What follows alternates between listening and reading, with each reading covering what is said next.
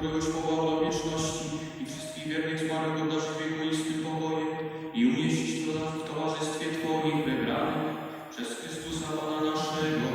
Amen. Wieczny odpoczynek racz mu dać, Panie, a światłość wiekuista niechaj mu świeci. Niech odpoczyna w pokoju. Amen.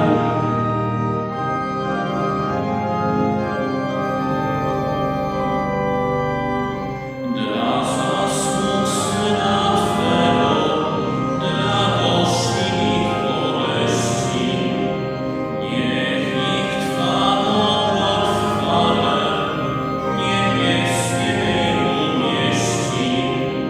Niechaj przez krew Jezusa oczyszczeni będą, niech w przebytkach niebieskich na wieki osiągną.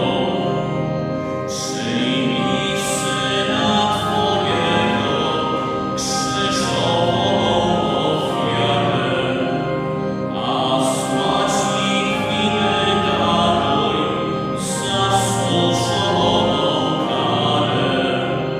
Pokornie Cię błagamy, przez Chrystusa Króle, Ojcze bądź im litości, zgładź grzechów ich rody. Święta i zbawienna jesteś, modlić się za zmarłych, a od grzechów swych uwolnieni byli. Módlmy się. Nieprzewyższony w miłosierdziu Boże, wejrzyj łaskawie na pokorne prośby nasze. Racz sługę Twego Piusa i wszystkich zmarłych, którzy jeszcze oczekują Twego przebaczenia. Wprowadź do żywych chwały wiekuistych przez Chrystusa Pana naszego. Amen.